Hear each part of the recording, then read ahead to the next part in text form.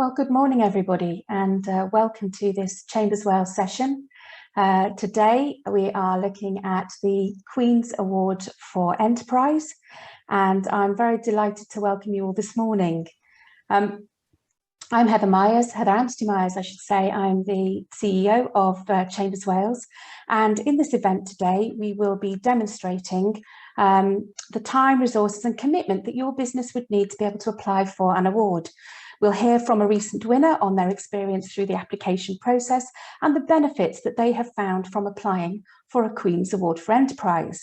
I am delighted that we are joined today by Her Majesty's Lord Lieutenant for West Glamorgan, Louise Fleet, JP, Chloe Palser from the Department of Business Enterprise and Industrial Strategy, and Denise Cole from Tomoe in Newport, who were winners of the 2021 Queen's Award for Enterprise in International Trade. So this event will last for no more than 45 minutes, with an opportunity for you as attendees to ask questions to gain practical guidance on the application process. And in order to do that, please could you submit your questions into the Q&A of the Zoom channel, not the chat. Please put it into the Q&A and we'll get a chance to ask those questions later on. So without further ado, I will pass over to the Lord Lieutenant Louise Fleet. Over to you, Mom. Thank you, Heather. Well, good morning, everybody, and a very warm welcome to you all to this seminar on the Queen's Award for Enterprise. Firstly, my thanks to Chambers Wales for hosting this event today, and I really am delighted to be collaborating with you to raise the profile and awareness of the Queen's Award, which recognises excellence in business. The Queen's Award for Enterprise is one of the three main honours that comprise the UK's public honours system. And part of my role is to promote all of the honours and to encourage nominations. And I am very pleased to do that for the Queen's Award for Excellence for Enterprise today. I know that there are many high-performing companies in Wales who are potential award winners, but who would perhaps not think of nominating themselves for the award. And so I hope, therefore, that today's seminar will stimulate interest in the award itself, and also how being a winner adds value to businesses, to the local and to the national economy of Wales. I hope too that some of you will also realise that the award is something to aspire to, and this is not just for big companies, because many of the award winners are in fact very small with just a few employees. And there may be others here today who, through their professional links, will know of eligible companies and can encourage them to think seriously about the award. Locally in West Glamorgan, over the last 12 years, 13 awards have been made to 8 companies. But disappointingly, in this county, we had no award winners this year, although there were 6 overall in Wales. But I do hope that next year we can rectify that. It is Her Majesty's Platinum Jubilee year, and it would be lovely to see more QAE flags flying not just in West Glamorgan, but across Wales as well. So I'd now like to introduce Chloe Palser from the Department of Business, Energy and Industrial Strategy to give the presentation. And Chloe has a great deal of experience and knowledge about the award itself and what it takes for an award to be successful. So Chloe, over to you. Thank you very much, Lord Lieutenant. Hello again, everyone. Thanks to those of you who attended last week, and hello to those of you who are new to join us this week. Hopefully you would have seen our presentation from last week where we covered the overall process of the awards, what they mean to businesses, the benefits that you may see, and how you can go on to apply. Today we're going to be looking a bit more in depth into the awards process, having a look at more into the categories that you can apply for, and having a look at some example questions that are on the application form as well. I'm joined today by my colleague Eve Canavan, and we are going to be presenting between us today. I'm just going to share my screen.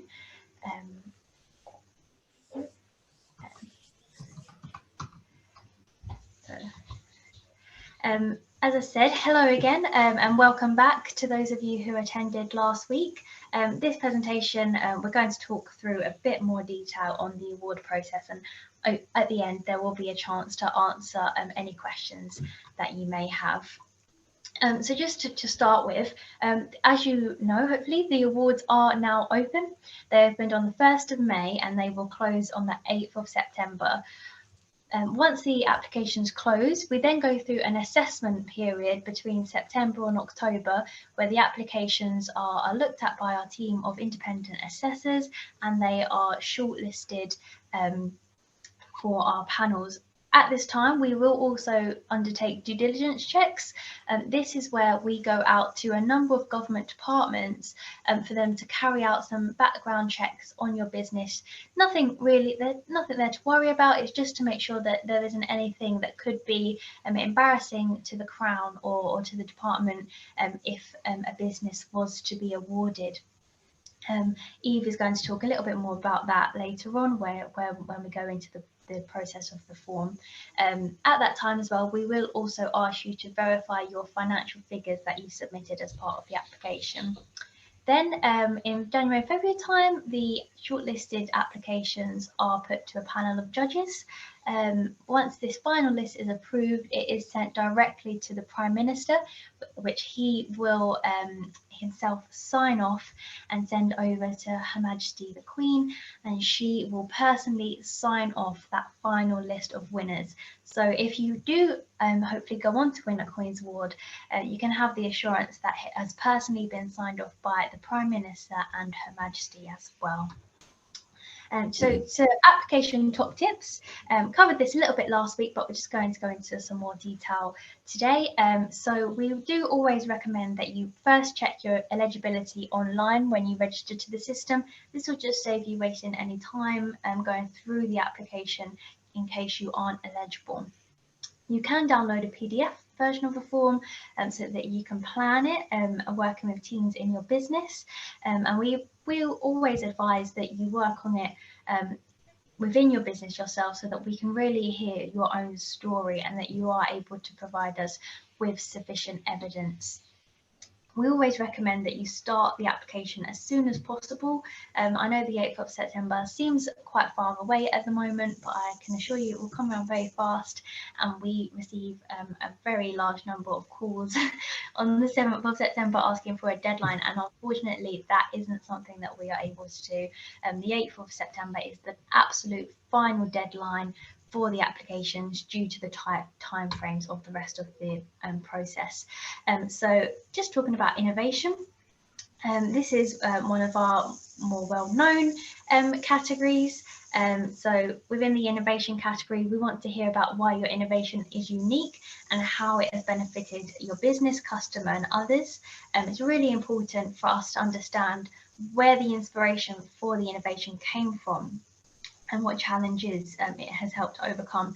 Now, the innovation must have been on the market for at least 2 years, and you must be able to show continued commercial success over this 5-year period. Later on in the presentation, we are going to be looking at some example questions from each of the categories as well. Just to give you an example of some of the winners in this category, we have 3D Radiation, who provide images from mapping nuclear facilities, and we also have Aerofoil Energy Limited, who create aerofoil blades for use in supermarket fridges to improve energy efficiency and to reduce CO2 emissions. We do get a huge variety of innovations that win our award. It can be for a product, or it can also be for a service as well. It can be for a new product, or it can be for an existing product that has had some significant innovation made to it in recent years. Moving on to international trade. So for this category, we look to see substantial growth in overseas earnings with a minimum of £100,000 in overseas sales in the first year of entry, and you then must demonstrate steep year-on-year growth after that. We want to hear about your export strategy in this application. We want to hear about why you're perhaps the leading or the fastest UK exporter in your market, perhaps how your performance compares to competitors, and again, any challenges that you've overcome. So we did have some Welsh winners in this category this year. So one example of those is Key Pharmaceuticals, who contract pharmaceutical development and clinical manufacture of innovative therapies for the global biotech industry. Another of our winners who we are lucky to be joined by today in the presentation, who's going to speak later on, are Tomoe Valve, who design and manufacture butterfly valves which are used to control fluid gases and solids. So yes, as I say, we will hear more from them later on. Moving on to the promoting opportunity category, and I'm going to hand over to my colleague Eve, who is going to talk you through this slide. Thank you. Hi everybody. I wasn't here last week, but I'm Eve Canavan, Deputy Head of the Queen's Award for Enterprise, and I'm really delighted to be here. And I'm going to present this slide because I led on the refocus of the Promoting Opportunity category last year, and we were really delighted that we received our biggest amount of winners in 2021, and want to do what we can to encourage more organisations to apply again this year. And as you'll see from the slide, the Promoting Opportunity category was changed to allow different kinds of organisations to apply than previously. So I decided to widen the eligibility criteria to allow for organisations with social mobility as a core aim to apply, but also organisations who don't have social mobility as a business-wide objective, but have a programme that supports it to apply as well. Now, the updated category, it recognises organisations that have supported people from socially disadvantaged backgrounds to improve their job skills and their chances of finding work. And I hope that it gives applicants a better understanding of the whole application process, and it enables those whose organisation's core aim is to provide opportunities for others, and also those with a social mobility intervention to be celebrated. One of the things that we worked on after receiving some feedback from some focus groups was to rejig the application form, so it's been refreshed to make it easier for organisations to provide evidence on the impacts and the benefits of their interventions. So what it does now is it branches out into 2 separate sections after the eligibility criteria, allowing organisations whose core aim is social mobility to answer questions specifically for them, and for those who instead have a specific programme or initiative to answer questions specifically tailored for them. As Chloe said before, for all of the applications, regardless of which category, we really want applications to tell us the story of what motivated the organisation. I'll just say here, sometimes people phone up, particularly with the promoting opportunity category, and say, we're a really small organisation, there's only 2 of us, we haven't got a chance. Do we need to pay a big organisation or an award company to do the form for us? No, you don't. You're not disadvantaged at all by being a small business. We have a huge amount of small businesses that apply and they win. And actually it's them writing the application and their passion, particularly in the promoting opportunity category, that really, really comes through. It was a real joy to refocus this. It's such a wonderful category. And when you hear about some of the people that have won particularly this year, you'll see about how the refresh has allowed so many different people to apply. I wonder if we could go on to the next slide quickly, because one of the bits of work we did this year, we have a thing in the form where we say, who counts as disadvantaged for this? And a lot of people in our feedback when we had focus groups say, well, we support people, but who do you know that you're looking at is classed as disadvantaged? We've done a huge amount of work with the Social Mobility Commission and our panel judges to go through and produce this list. So people got able to easily see at the start of the application if who they support falls within this. So do take a look through and see if anyone that you're supporting falls within that list. And it might be that you're eligible to apply, but just note as well, the target group members who fall into this, the participants have to be based in the UK and over 16 years old at the start of the engagement. We have had some really lovely winners this year. So current winners this year, one of them was called Luminary Bakery in London. Now they're a really innovative social enterprise who were designed to offer opportunities to women to build a future for themselves. They provide training and employment opportunities for women who've experienced gender-based violence, domestic violence, prostitution, trafficking and honour-based violence. They offer courses and work experience and paid employment within their bakery, empowering women to build their career.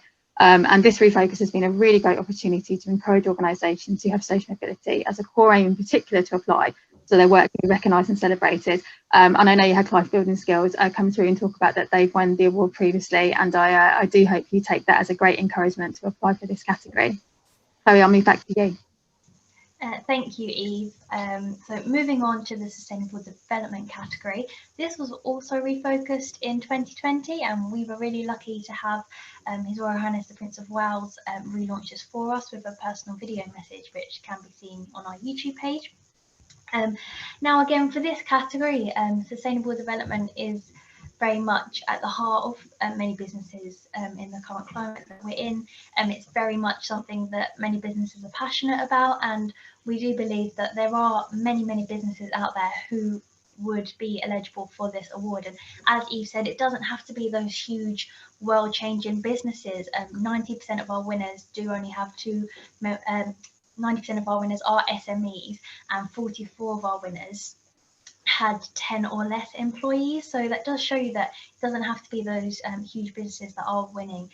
It does apply to those smaller maybe family-run businesses as well. So with the Sustainable Development application, again, we've moved away from the traditional 3 Rs, and we now look towards the United Nations Sustainable Development Goals. This doesn't mean that you have to be ticking every single one of those. It's just a guide for you to see whether you sort of fit in to this category, and hopefully you are marking off some of those sustainable development goals. So with this category, it's really important for our assessors to see that perhaps you may have designed an innovative, sustainable product that's really leading the way in your sector, but they want to see how sustainable development is also embedded through your company. So perhaps if they take a look at your website and they see that maybe you are getting through hundreds and hundreds of pieces of paper a day, or you're always using plastic bottles, or all that sort of thing, they want to know that sustainable development is at the heart of your business from the top all the way down to the bottom, and they want to see that it's embedded throughout. They will take a look at your website as well and see if there's maybe mention of sustainable development there, just to show that it is something that your business is passionate about, and that it isn't something that you've maybe just designed on a whim or something like that. So some brilliant examples this year include Senin Holdings Limited from Wales. They create employment by reusing waste and harnessing natural sources such as solar and wind energy.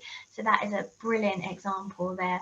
From previous years, examples include LiftShare, which is a sustainable service, and they enable individuals to reduce their carbon footprint by travelling together to the same areas. So perhaps commuting together, travelling together, that sort of thing. And one other example is Wilmot Dixon. They are the UK's only carbon neutral construction company. All of their offices are 100% clean, renewable energy, and they are also from 2018. This is the same for their construction sites as well.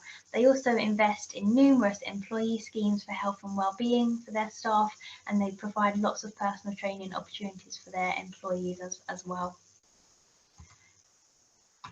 Moving on, so as we said, it's open to almost all UK businesses. It is a free application process that can be done online. It's really important to know that it's self-nominating. So unlike some of the other Queen's Awards, you can't be nominated by someone else. It has to be your business yourself who are nominating you. So it's an application form that you would complete yourself. Closes on the 8th of September, and there are some more eligibility criteria available there. Now you can apply for more than one category. We had 5 double winners this year, which is amazing. If you do believe that you are eligible for more than one, we do encourage you to have a look at both of those, because it is a great achievement to win not just 1 but 2 awards. Benefits that our employees have told us: it provides excellent marketing opportunities, worldwide recognition as an outstanding British company, increased turnover, and a huge boost to staff morale. You can use the Queen's Award emblem on all of your products for 5 years, and also fly the flag outside your offices for that 5-year period as well.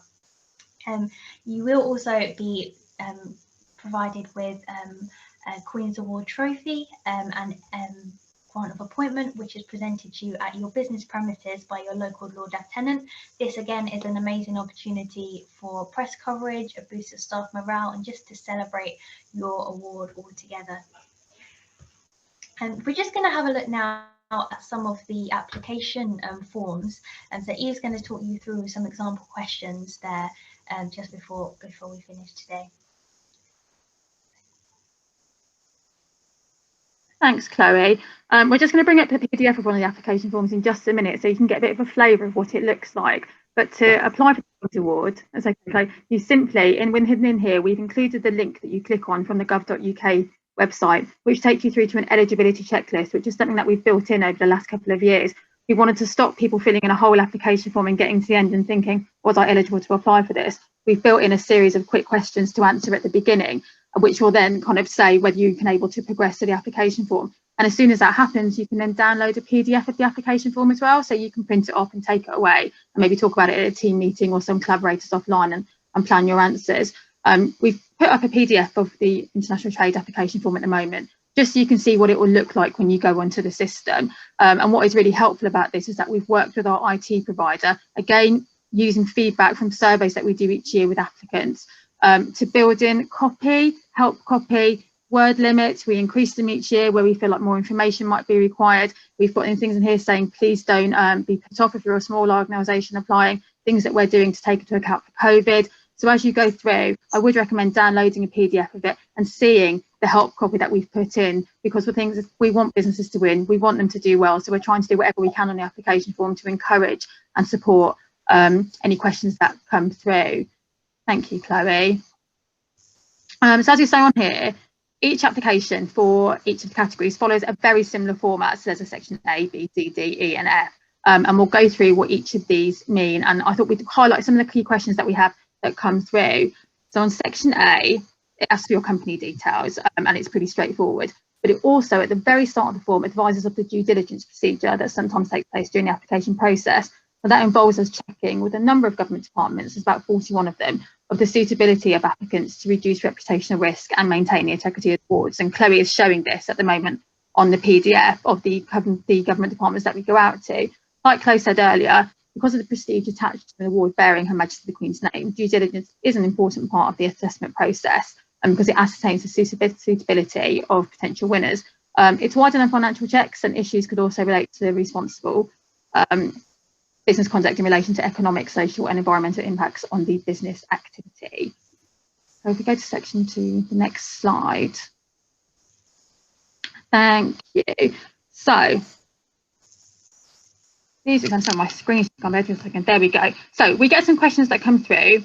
Where people say, how do I fill in the things on the form? What's the kind of information can we need? And we get some questions through to say, can not-for-profits organisation apply? And we say yes, not-for-profits can apply, but only if they maintain an accounting system which enables them to identify their business performance and degree of commercial success. Some people say, we have a parent or holding company, can we apply? Yeah, we get lots of questions about parent and holding companies. Do advise on the form if you have one, particularly if it's not a registered company such as division or other part of an organisation, because they may be eligible to apply if they show they're self-contained or they have their own management or their own marketing or services. Sometimes people say we've got UK subsidiaries, do we include their trading figures in the entry? We say please include the details of all of these, as it alerts our assessing team, who are technical assessors, that you might be including their trading figures. Some people say we've won an award in the last 10 years, can we apply?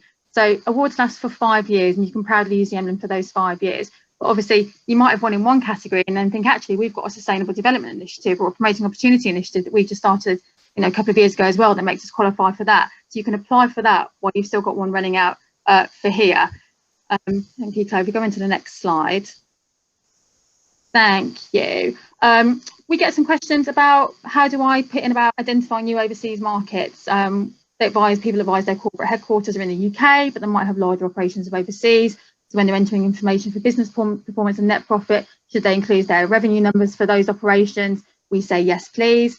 Any figures submitted have to be verified by a qualified and independent accountant, so we can see that when it comes through to that time. People often say, should I put in if I receive any funding to support the product or service, particularly if it's innovation?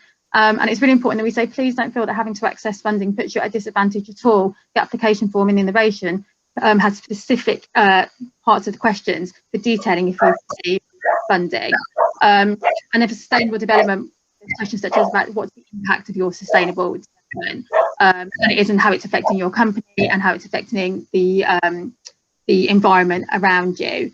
And then for promoting opportunity, we ask you whether it's your core aim or whether you've embedded a social mobility programme or initiative as part of your business. And like we said earlier, an initiative could include activities to promote opportunity in your organisation, or actually through a national outreach initiative. So it might be an apprenticeship scheme by an SME or a charity that has a target of some of the apprentices to be from a disadvantaged socio-economic background, with the aim of them going to employment after apprenticeship ends. or it might be that a recruitment initiative is by a large corporation that aims to have a certain number of recruits to come from disadvantaged backgrounds. Thanks, Chloe. And then section C, this is actually about your financial figures and success. It's really important for our technical assessors to see this, to be able to assess your financial viability. And it is most important for the international trade category. And this is what we get a huge amount of questions through on our helpline. Some of the things that come through and that are referenced on the application form, people say things like, my year end might have changed during the period of application. What do I do? We'll say you cannot enter details for a financial year which hasn't finished yet. So, for example, if applications close on the 8th of September as this year, but your financial year doesn't end until the 30th of September, you should enter the most recent financial year as ending September of the previous year. We also say, and it really relates to this on the application form, there's a lot of help copy, estimates should only be provided for complete financial years. If the figures for that year haven't been confirmed yet, you'll be asked to explain any of these on the form. And as we said earlier, if you're shortlisted, we'll go out with you with a like an audit certificate for you to give to an independent accountant to complete. Thank you, Chloe. I'm just trying to go through so we don't go along. Oh, and a big question we get is, I might have had drops in turnover or net profit. Am I allowed to explain this? For the international trade category, there can't be any dip in overseas sales. Across all other categories, if there's a dip in your UK sales or total turnover, this doesn't rule you out of entering, but your case won't be as strong as others, and therefore you won't be at a disadvantage in comparison to those with no dip in sales. I'm just trying to race through, Chloe. Let's go on to slide 15, Chloe, because I think we've covered estimated figures. Thank you. Yeah, if we go through, Chloe. Thank you. Lovely. We get to section E. There we go. Thank you. So section E, section D is about corporate social responsibility, about how you've impacted business operations, society, environment, employees, and customers and suppliers. These don't have to be world-changing solutions, but it's really important to show how you've impacted your business sector or your local community. Many applicants feel this section is less important. However, it's really important for our assessors to see how your business operates from a CSR perspective, and also how they rate the whole of the sections together as a whole. If we go into section E, this section asks for additional documents, videos or files. Now, it's really important to remember with this, you should always answer the questions posed within the application form, and not through any of these additional documents. Occasionally we'll get an application form where people will put see additional document, and our assessors don't have time to do that. They spend about 5 minutes on desk research relating to section E, and don't have time to look at long videos. And I've seen some seminars delivered and things where people have said, put videos on to explain the whole journey. The assessors don't have the capacity to do that and are drawing stuff from the application form. So please make sure evidence is placed within the form, because there's no guarantee they'll look at the additional documents. But also you can upload things like organograms, staff charts, and accountancy reports if you want to. And if we go to section F, Chloe, that'd be great. Section F is the sign off and the authorization of the application. I say this, it's really important that you submit your application fully, so the application is marked as 100% complete. On the day of our deadline, we go through and see who's up to about 90% complete, and we phone and email people around to say, today's deadline day, are you aware you haven't quite finished it? And sometimes people will go, oh my God, we got to the very end of it, and we'll say, you're 99%, but you haven't signed it off or clicked the little box. So please go in and check it. We do want to do whatever we can to get it through, but check there, because a lot of people think they've submitted it and they haven't. Sorry, I've whistled through that because I've tried to cut out quite a lot because of time, but I hope that's given a bit of an overview, and I'll hand over to Chloe for the next bit. Thank you, Eve. Just to thanks very much for going through the forms there. Just to reflect a bit on what we said last week about COVID, we are obviously going to we will recognise that many businesses have been affected by COVID. As said last week, although our criteria hasn't changed, we will be allowing applicants to wind back their financial figures by a year. As Eve said, we don't normally accept dips, but if you wind back your figures, hopefully you will see continuous growth. And we are also going to be taking much greater discretion when looking at the applications, seeing how maybe they compare within their sector. But it is really important for you to remember that it isn't a competitive process. The awards are given on your own merit, not anyone else's. You aren't compared against other businesses at all. It will be entirely on your own application. So just to finish, sorry, that's been quite a whistle-stop tour today, but hopefully it gives you a bit of a taster into the applications. And as I said previously, we'd be very happy to have individual conversations with you. If you want to call our helpline or our email address, which is on the screen, we'll obviously share that at the end. But we hope that has given you a taster into the process today. And as I said, we'll be happy to answer any questions or go into more detail after the presentation. Thank you. I'm going to hand over now to Denise, who is one of our Queen's Award winners, and she's going to talk to us a bit about her experience as a winner. Hi, thanks, Chloe. It's actually very nice to see you because I've spoken to you on the phone and I've sent you numerous amount of emails, so it's nice to be able to put a face to it. Thank you, I would reiterate some of what's already been said. You need every single bit of time that you have. It is quite a long process. You do need to take it in small bites. You need time to go away and think about it. But it does offer you time to reflect. When we entered, it was more in hope than expectation. But the process itself, I felt, would be worthwhile, irrespective of whether we got the reward. The award would be nice, sort of kind of cherry on the cake, but the process itself would help us to look back.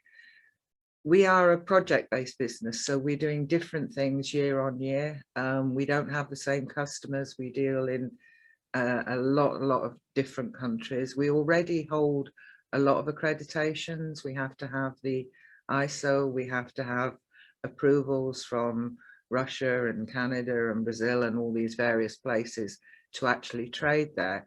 So I was able to do kind of a Blue Peter thing on some of these.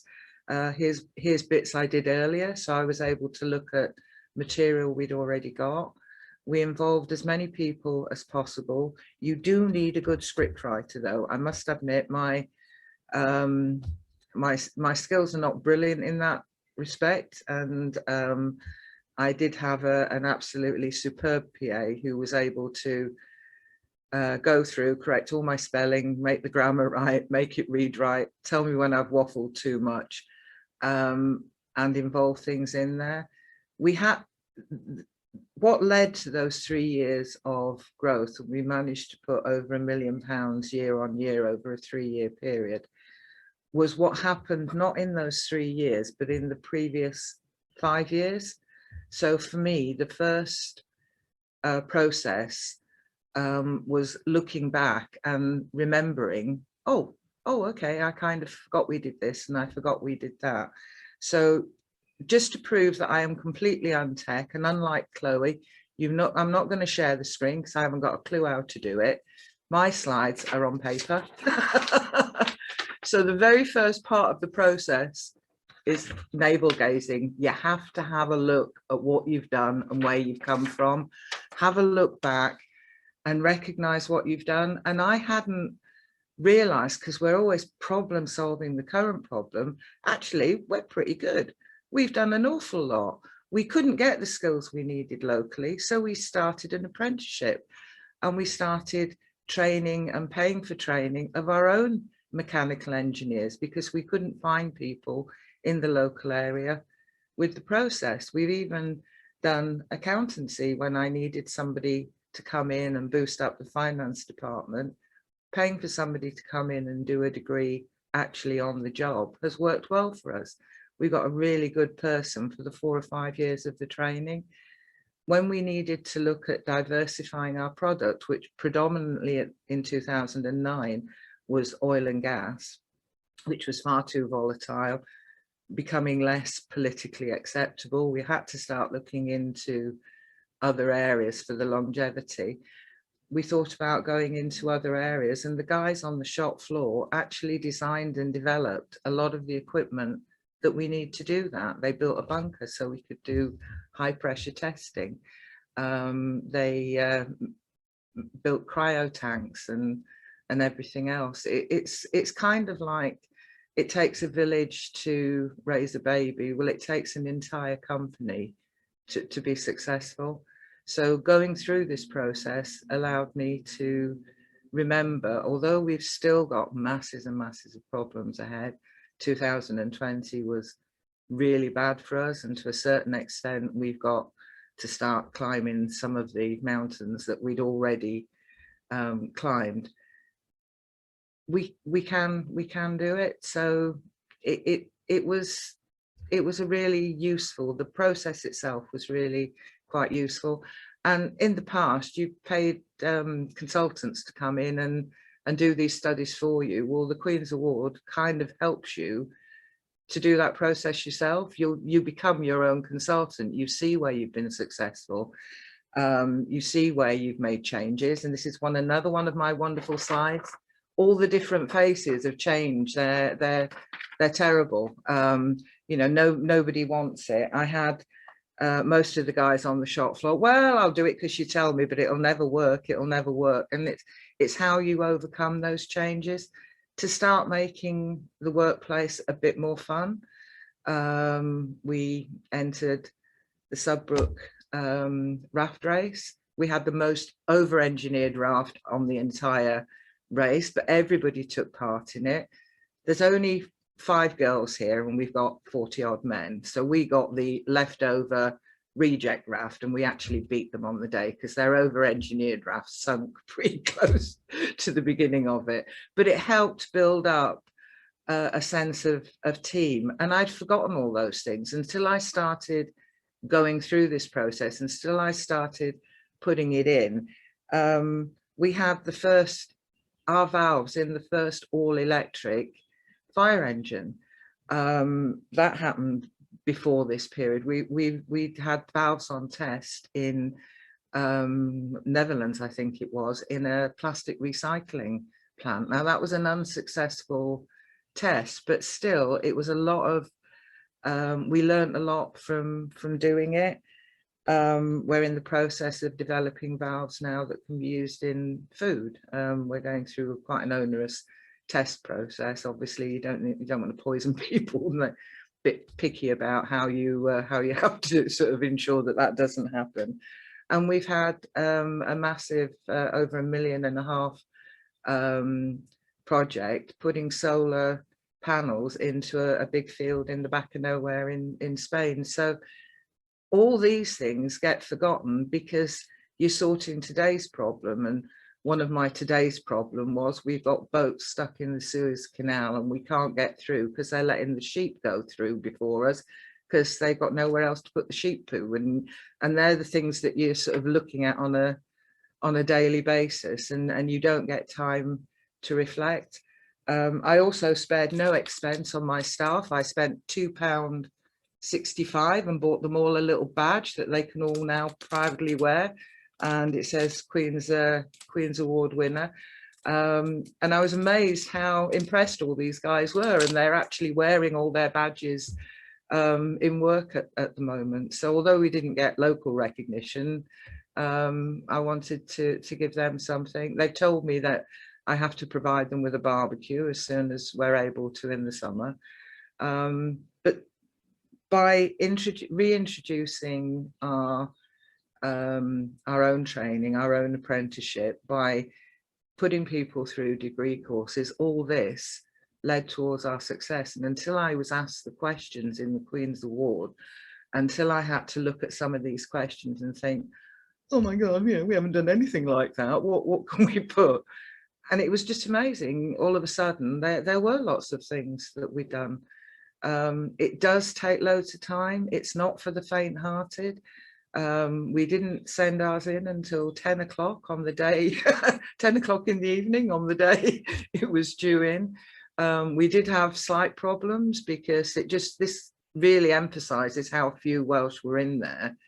Gwent wasn't on the drop-down box to select for a county, so I think I ended up putting David in or something just so the application could go through. And I sent off frantic emails then to Chloe saying, we're not really in David, but I couldn't find the right one and it wouldn't let me send it. So it can be a really, really good thing. You can save yourself a fortune on consultants by doing your own consultancy. I was absolutely over the moon. The very worst, most horrible part of the whole process is they tell you in March you've won, and you're not allowed to tell anybody until April. And that really tested my patience, having to go around saying, ooh, smiling like crazy, really, really happy, wanting to sort of shout it from the rooftops and not being able to. So that for me was the biggest downside. So even if you don't think you're eligible, even if you don't think you're going to get it, it would still be a really worthwhile exercise for you to go through, because it is really, really thought-provoking. And we put in, and see, you're going to get really impressed with all my wonderful slides, all our mistakes. When you get things wrong, things happen, they go wrong. And it's kind of okay to ask for help. You know, you can sort of pull each other up, and it helps you remember all those things. So I would say, go for it, have a go. I'm more than happy to help people. I'm not going to be as helpful as Chloe or any of the others, but involve your staff, have a go at doing it. And the very worst thing that can happen is you don't get the award, but you get a better understanding of when you did get it right, how you got it right, and it makes you recognize your successes and not just running around doing your failures. So I hope I haven't waffled too much, Ms. Chairman. Oh, Denise, that's been fantastic. Actually, thank you all so much, because each of those presentations brought something new, certainly from my perspective, to the conversation. I remind people who are watching this, you know, if you've got questions, please do drop that into the question and answer panel. We're running slightly short of time, but obviously if there are pressing questions, we'd like to take those. I have a question actually, which I was going to ask Eve and Chloe. Are you able to tell us when businesses don't fail, are you able to give us an idea of what are the most common reasons that businesses don't get offered an award, because forewarned is forearmed, as it were? Yeah. Yeah, of course. Actually, you know what? We've got a slide in another presentation, actually, which might be useful for us to send round, actually, for this purpose, so you can see. The first thing I'll say is that the feedback that our technical assessors provide is huge and very extensive, and you know, goes on for about a page and relates to each section on the application form. And the agreement that we have with our assessors when we tender and contract them is that the feedback going back must be supportive to the business, so they can see where it might not have quite come up to the level that we needed. And the aim of that is because we want people to apply again using the feedback.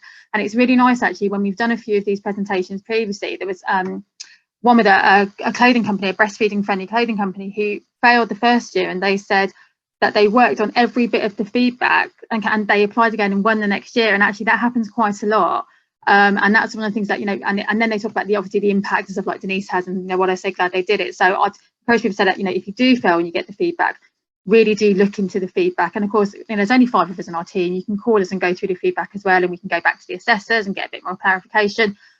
Quite often it is simply not enough information. So, you know, we've increased the word limit over the last couple of years in certain areas, because we survey at the end of every round, say what people found useful in the form and what they didn't. And we've increased some this year, like I've just increased something in the promoting opportunity form, so people can provide more qualitative evidence of things. So quite often people will go, we've achieved this, we're great at this, we did this, but we want the how.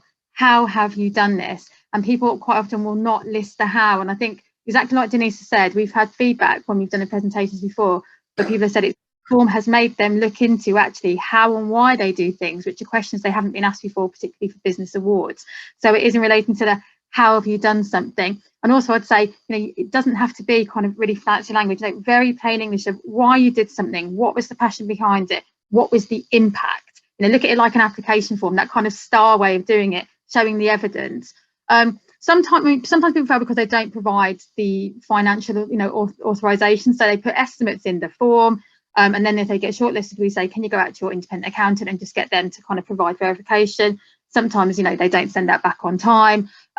But normally, in terms of evidence base, it's just the fact that people don't provide enough evidence for our assessors to go, they did that, how did they do it, why did they do it, what was the impact on them, their employees, the individuals they might be supporting, or, you know, and the environment around them. And I say quite often people put an awful lot into the commercial performance section, especially for international trade, thinking that that is obviously really important, and then don't put a lot in corporate social responsibility. And actually, one of the things that comes through, so just for people watching, we have an assessment panel. Get through the assessment panel, the shortlisted. We'll go through the financial bit. Then it goes to judging panels. Each category has a judging panel with business leaders, and then it goes to Prime Minister's Advisory Committee, whether he rejudge it again, and then it goes to the Prime Minister and then Her Majesty. But we are asked at each of these points, why did they excel? Have they given the passion behind it? And a big company isn't compared to a small company at all. It's, you looked at a thing, but a lot of people kind of don't put the how or why in, and that is really looked at. And when we have our panels and Prime Minister's Advisory Committee, panel members will go, I really like this business. I really liked, why they were doing what they were doing, because they've explained why they're doing it. They identified a gap in the market. They realised there wasn't an innovation or a product like this. There were disadvantaged groups like Luminary, supporting women with domestic violence, to give them a qualification which then relates into a job at the end of it. It's a hugely innovative approach. And, it's amazing that they won, but just the how and the why is the most important, and the thing which is the thing where people do fall down, but that is then related to in the feedback. Our assessors do put that in the feedback. Yeah. That's really helpful, because I think, as Denise said, it's a complex process, and it requires a lot of insight, and I think a lot of businesses don't always celebrate what they've achieved. We're always looking forward at what happens next, and that came across really clearly in what Denise said. I was going to ask Louise, in terms of locally, what is it that the Lord Lieutenant can do to help businesses who might want to apply? What's your role, Louise? If you could perhaps just give us a couple of headlines on that. My role primarily, and it's the same for all Lord Lieutenants in Wales, we have 8, and may I just say welcome to Sarah Edwards, who's the Lord Lieutenant of Dyfed. So thank you for attending, Sarah.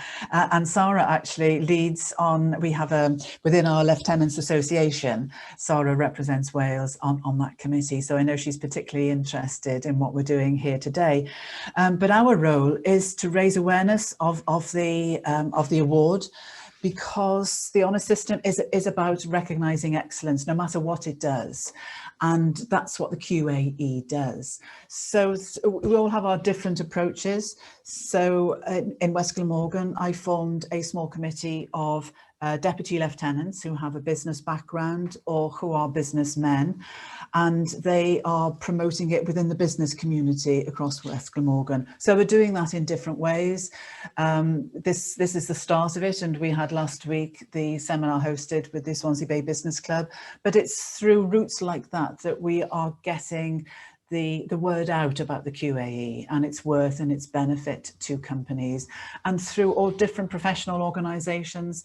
So, there will be the Institute of Directors, the Chartered Accountants have their own professional network, lawyers, HR specialists, they all have their specialist networks, and they will see companies which they think are which they think or they know would be really good candidates for this, so they can encourage it through that. So it's about raising awareness in that direction, because we obviously have limited resources, so we can't actually give advice. We can give advice on the process, we can give advice on who to contact at QAE, but it is all about ourselves becoming more knowledgeable about the whole process, about what it can offer, and just really spreading the word throughout our networks. And I'm sure right across Wales, I would have concluded by saying that it's a Team Wales approach. I think, we are a small country, and the benefit about Wales, I think, is that we know a lot of people. Everybody knows probably somebody else, or somebody who knows somebody. We have that real connectivity right across Wales, and I think the more that we have these kind of sessions, and the more that we talk about it, and the more that we spread the word, the greater I hope will be the take up right across Wales. So yes, I do too. Yes, that's lovely. I share that passion as well. Yeah. We're getting towards the end of the session, but we have had a question posted in from Kevin, and for brevity, if you're all right, Kevin, I'll read the question out. And I think this is going to Eve and to Chloe. But on the international award, you stated no dip in international sales. However, COVID dramatically affected my business last year, and I'm sure a lot of other companies. So what would be your advice for those companies who have found a dip because of COVID, but actually otherwise have been trading very well up to that point? Yeah, so I spoke more about this last week and touched briefly on it today, so I'll definitely say a bit more now. So with international trade, what we are allowing companies to do is wind back a year in their financial figures. So for example, if they were applying this year, they might usually submit figures for 2018, 2019 and 2020, but perhaps in 2020 they had that dip there, which would then make them unable to submit the application. So what we are allowing them to do is to wind back a year instead, so they can manually input their financial figures. So this can mean that they can instead submit figures for 17, 18 and 19. So this would hopefully mean that they would avoid that last year where they've had that dip, and instead 17, 18, 19, they would be able to see that continuous growth there. It may be that 19 is slightly less depending on when obviously the year end was, but our assessors will definitely take that into account, and perhaps if the progress wasn't as high in the latest year because of COVID, they will reflect on that, and as I said, they will look into how that sector has maybe been hit harder than perhaps other sectors. You may perhaps they won't be quite as expecting that same level of growth, but hopefully by winding back a year, it will mean that they can avoid any dips, and instead they can show that increase in growth. Thank you, Chloe. Can I just be clear? So when you say winding back a year, that means that you don't need to produce last year's figures, you can produce the 3 years before that, is that correct? Yeah, so instead of starting from 18, so you do 18, 19, 20, and instead start from 17, so you'd show 17, 18, 19 instead. So that would avoid using last year's figures, and instead you'd use one of the previous years instead, so that the assessors can then see how your business performed before it was hit by COVID. That's really helpful, thank you. And hopefully that answers your question, Kevin, as well. And gives you an answer as to how you can demonstrate growth, but get around the issue of the difficult trading we've had over the last year. I'm conscious of time, and we've had no other questions submitted, so I think it probably remains for me to thank our panel today, to Eve, to Chloe, to Denise and to Louise. Thank you all for your different views and different understanding of how the process needs to be promoted in Wales, how the process can be navigated through the help that is available, and obviously a very passionate and real-world example from Denise as to how that process not only helped in terms of achieving the award, but that you started with navel gazing, the looking back at the success that your business has had. My takeaways from the whole session have been that A, come on, everybody that's on this call, we need to get these awards in for Wales. B, we're not short on passion in Wales, so it shouldn't be too difficult for us to demonstrate the passion that we have. That 90% of winners are from SMEs, and I'm guessing that the vast majority of people on the call today are from the SMEs, because that is what we're particularly strong at in Wales. And that there is a lot of help available, raising the awareness here today, but there's an awful lot of help available from the team, from the resources, from case studies, from the Lord Lieutenants who can point you in the direction for the resources. And from my point of view, after this session, we will be sending you an email with details of the session itself, where you can find help, and email addresses of people who can help and answer your questions. So I hope that this has stirred up some real determination from within everybody on the call today, that these applications will come in for Wales, and I wish you all the very best in those applications, and thank you so much for joining this Chambers Wales session today. Hopefully we'll see the intake go up for Wales, and it started here, so diolch yn fawr, thank you very much, and I'll close the session there. Thanks, bye-bye. Thank you.